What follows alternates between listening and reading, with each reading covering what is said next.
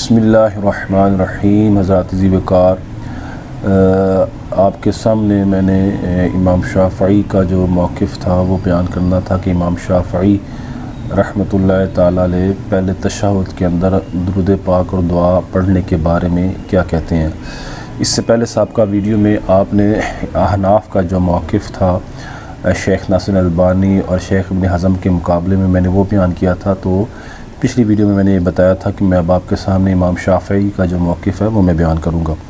اب ذات وقار، یہ امام شافعی کی میرے پاس سامنے ایک کتاب ہے جس کا نام ہے کتاب الام۔ امام شافعی کی سن پیدائش 150 سن ہجری ہے اور ان کی سن وفات 204 سن ہجری ہے۔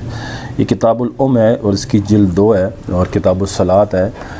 اب امام شافعی جو ہیں وہ فرماتے ہیں، امام شافعی نے کتاب الصلاۃ کے اندر ایک باب باندھا، باب قدر الجلوسی فی الرکعتین الاولیین والاخرین والسلام فی الصلاۃ۔ یہ امام شافعی نے ایک باب باندھا کہ باب ہے پہلی 2 رکعتوں میں اور آخری رکعات میں بیٹھنے کی مقدار کے بارے میں باب ہے اور نماز میں سلام کے بارے میں باب ہے۔ حضرات عزیز وقار، اس باب کے اندر امام شافعی نے پہلے تشہد کے اندر بیٹھنے کی مقدار بیان کی اور آخری تشہد کے اندر بیٹھنے کی مقدار بیان کی، اور ساتھ ساتھ امام شافعی نے جیسے باب بتا رہا ہے کہ اس نماز کے اندر سلام کیسے پھیرنا ہے، اس کے بارے میں امام شافعی نے احادیث اور مسائل ذکر کیے۔ حضرات عزیز وقار، ابھی جو ہمارا مسئلہ چل رہا ہے وہ صرف یہ ہے کہ آیا پہلے تشہد کے اندر درود پاک اور دعا پڑھ سکتے ہیں کہ نہیں پڑھ سکتے۔ تو اس سلسلے میں امام شافعی نے اس باب کے اندر، یہ جو میں نے باب ذکر کیا، اس باب کے اندر امام شافعی نے 2 احادیث ذکر کی۔ ایک حدیث امام شافعی نے جو ذکر کی وہ سلام کے بارے میں ہے، اور دوسری حدیث جو ذکر کی وہ پہلے تشہد کے اندر بیٹھنے کے بارے میں ہے، اور ساتھ ہی اس کے ضمن میں امام شافعی نے اس کی وضاحت کرتے ہوئے یہ بھی واضح کر دیا کہ پہلے تشہد میں کتنا بیٹھنا چاہیے، اور آخری تشہد کے بارے میں بھی یہ امام شافعی یہاں بیان کریں گے۔ حضرات ذکر، بس آپ یہ بات یاد رکھیں کہ ابھی میں آپ کے سامنے صرف یہ بیان کر رہا ہوں کہ پہلے تشہد کے اندر آیا دعا اور درود پاک پڑھ سکتے ہیں کہ نہیں پڑھ سکتے۔ حضرات ذکر، جہاں تک آخری تشہد کا تعلق ہے تو آخری تشہد کے اندر بغیر اختلاف کے سارے ائمہ، تمام محدثین، فقہاء، شیخ البانی، شیخ ابن حزم سب یہ کہتے ہیں کہ آخری تشہد کے اندر درود پاک بھی پڑھا جائے گا اور دعائیں بھی مانگی جائیں گی۔ اب مسئلہ چل رہا تھا اس بارے میں کہ آیا پہلے تشہد کے اندر دعا اور درود پاک پڑھ سکتے ہیں کہ نہیں پڑھ سکتے۔ تو اس سلسلے میں امام شافعی نے پہلی حدیث ذکر کی وہ سلام کے بارے میں تھی، وہ ہمارے موضوع سے ریلیٹیو نہیں ہے، اس لیے میں اس سے جو اگلی حدیث پاک ہے جو امام شافعی نے ذکر کی، جس سے پہلے تشہد کے بارے میں وضاحت امام شافعی نے کی، وہ میں آپ کے سامنے پڑھتا ہوں۔ امام شافعی نے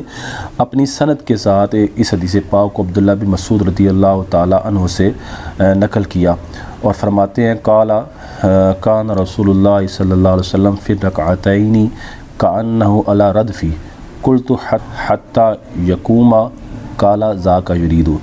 حضرات ذکر، یہ حدیث پاک ہے، اس کا ترجمہ یہ ہے کہ رسول اللہ صلی اللہ علیہ وسلم، حضرت عبداللہ بن مسعود رضی اللہ تعالیٰ عنہ فرماتے ہیں کہ رسول اللہ صلی اللہ علیہ وسلم پہلی 2 رکعتوں میں جب بیٹھتے تھے تو ایسے بیٹھتے تھے گویا کہ آپ جلتے ہوئے کوئلے پر بیٹھے ہیں، یعنی جلتے ہوئے پتھر پر بیٹھے ہیں۔ قلت حتی یقوم، تو میں نے کہا کہ وہ کھڑے ہو جاتے تھے، قال ذاک یرید، تو انہوں نے کہا یہی مراد ہے۔ حضرات ذکر، اب یہاں ایک بات یاد رکھیں، یہ حدیث پاک جو میں نے آپ کے سامنے پڑھی ہے، یہ حدیث پاک وہی ہے جو میں آپ کے سامنے پہلے بھی بیان کر چکا ہوں، اور اگر آپ نے اسی سلسلے میں کہ پہلے تشہد کے اندر درود پاک اور دعا پڑھ سکتے ہیں کہ نہیں پڑھ سکتے، اس سلسلے میں جو میں نے جو ویڈیو بنائی تھی، ان ویڈیو میں سے جو 8ویں ویڈیو تھی، یعنی پارٹ 8 جو تھا، اس میں اس پارٹ کا جو نام تھا وہ تھا پہلے تشہد میں درود پاک اور دعا نہ پڑھنے والی عبداللہ بن مسعود کی حدیث۔ وہ حدیث کے الفاظ تھے گویا جلتا ہوا پتھر آپ کے پاؤں کے نیچے ہے۔ امام ترمذی کا اس حدیث کو حسن کہنا، شیخ البانی کی یہ پارٹ 8 تھا جو میں نے آپ کے سامنے پڑھا تھا، اس میں بھی میں نے یہ آپ کے سامنے یہ حدیث پاک جو امام شافعی نے ذکر کی، یہ میں آپ کے سامنے وہاں پڑھ چکا ہوں۔ ہاں، اس جگہ جو میں نے ترجمہ کیا تھا وہ ترجمہ، اور اب جو میں ترجمہ کر رہا ہوں یہ والا ترجمہ اس ترجمے سے مختلف ہے، اس کو آپ دوبارہ سماعت فرمائیں کہ حضرت امام شافعی حضرت عبداللہ بن مسعود اپنی سند کے ساتھ عبداللہ بن مسعود سے روایت کرتے ہیں، وہ فرماتے ہیں کان رسول اللہ صلی اللہ علیہ وسلم فی رکعتین کان علی الردف، کہ رسولullah صلی اللہ علیہ وسلم پہلی 2 رکعتوں میں جب بیٹھتے تھے تو گویا وہ جلتے ہوئے کوئلے پر بیٹھے ہیں، جلتے ہوئے پتھر پر بیٹھے ہیں۔ قلت حتی یقوما، میں نے کہا کہ وہ کھڑے ہو جاتے تھے، قال ذاک یرید، تو انہوں نے کہا جی یہی مراد ہے۔ حضرات ذکر یاد رکھیں، یہاں جو میں نے ترجمہ کیا ہے مختلف ترجمہ اس لیے ہے کہ اس پارٹ 8 کے اندر میں نے باقاعدہ امام ترمذی کے حوالے سے وہ حدیث پاک پڑھی تھی، اور امام ترمذی نے وہاں جو یہ جو الفاظ ہیں قلت حتی یقوما قال ذاک یرید، یہ جو الفاظ ہیں امام ترمذی نے کہے تھے کہ یہ الفاظ امام شعبہ کے تھے، اور بہرحال وہ وضاحت میں وہاں کر چکا ہوں۔ برکیف اس ویڈیو کے بارے میں جو امام ترمذی کا حدیث کے اندر جو میں نے ترجمہ کیا، اس ویڈیو میں پارٹ 8 کے اندر جو میں نے حدیث کا ترجمہ کیا، اور یہاں جو میں نے حدیث کا ترجمہ کیا، انشاءاللہ اس کے بارے میں الگ سے ویڈیو بناؤں گا کہ میں نے یہ 2 مختلف ترجمے کیوں کیے۔ یہاں جو ترجمہ کیا اس کو آپ دوبارہ سماعت کر لیں، کیونکہ اس سے آگے میں نے وضاحت کرنی ہے، اور کیونکہ اس ویڈیو میں بھی آپ کو اچھے طریقے سے یہ بات سمجھ میں آ جائے گی۔ حضرات ذکر پہلے ایک بات یاد رکھیں، یہ باریکی اور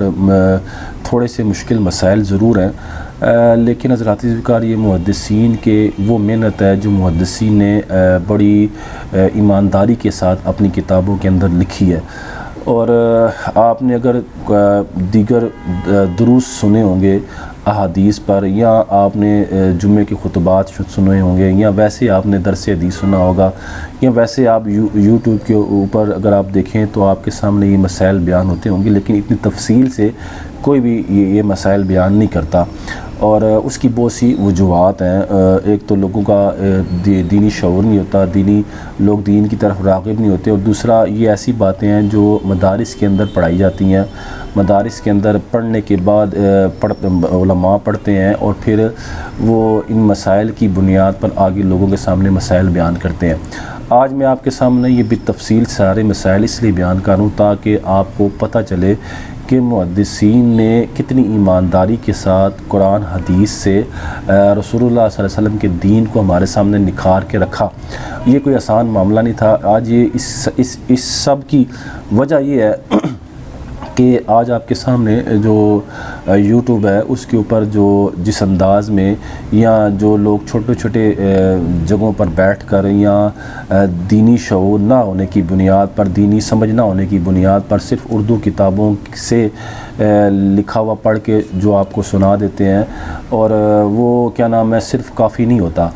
اصل میں بعض دفعہ ایسا ہوتا ہے وہ کسی ایک بندے کی رائے ضرور ہوتی ہے، وہ رائے اس کی اپنی رائے ہوتی ہے، اور وہ احادیث کی بنیاد پر یا قرآن کی کسی آیت کی بنیاد پر وہ رائے قائم کر لیتا ہے، مگر لازمی نہیں کہ اس کی وہ جو قرآن کی آیت ہے یا جس حدیث کی بنیاد پر اس نے وہ رائے قائم کی ہے وہ رائے بالکل درست ہو۔ اس کی درستگی کا فیصلہ محدثین کرتے ہیں، اور محدثین کی جو یہ عبارتیں ہیں، محدثین کی جو یہ محنت ہے، یہ بتاتی ہے کہ کس کی بات درست ہے اور کس کی بات درست نہیں، کس کا استدلال درست ہے اور کس کا استدلال درست نہیں۔ اس لیے حضرات ذکر میں ان لوگوں سے با ادب یہ میں ان سے التجا کرتا ہوں کہ آپ دیکھیں کہ آپ جو مسائل بیان کر رہے ہیں، یا آپ جو حدیث پڑھ کے استدلال کر رہے ہیں، آیا وہ استدلال یا وہ مسائل جو آپ بیان کر رہے ہیں، جو آپ مسائل بیان کر رہے ہیں وہ مسائل منوان، یا وہ مسائل ہمارے محدثین نے بیان کیے، ہمارے فقہاء نے بیان کیے، یا آپ جس چیز سے استدلال کر رہے ہیں کیا وہ استدلال درست ہے، محدثین نے اس طریقے سے استدلال کیا۔ جب تک وہ اس بات کو سمجھیں گے کہ محدثین نے اس طریقے سے، جس طریقے سے آج جگہ جگہ لوگ بیٹھ کے احادیث پڑھ کے یا قرآن کی آیت پڑھ کے استدلال کر رہے ہیں، تو ان کو یہ بات سمجھ میں آ جائے گی کہ محدثین نے یہ کام نہیں کیا جو آج وہ کر رہے ہیں۔ 1400 سال کے محدثین جو تھے، ان کی محنت پر آج جس انداز میں پانی پھیرا جا رہا ہے وہ کسی سے ڈھکا چھپا نہیں ہے، خصوصاً ان لوگوں سے ڈھکا چھپا نہیں ہے جو ان محدثین کے اسلوب، محدثین کے مزاج، اصول، ضابطوں کو جانتے ہیں، اور ان کو پتہ ہے کہ کس کتاب کے اندر کس محدث نے کیا لکھا۔ ان کو پتہ ہے کہ آج کس طرح محدثین کی محنت پر پانی پھیرا جا رہا ہے۔ تو حضرات ذکر مقصود کسی پر تنقید نہیں تھا، مقصد یہ تھا کہ اگر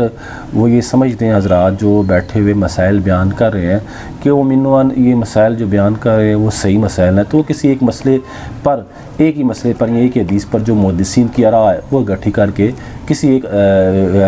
اپنے چینل پر یا کسی ایک ویڈیو میں وہ بیان کر دیں، کسی ایک ویڈیو میں، تو ان کو سمجھ میں آ جائے گی کہ ہم جو ہم نے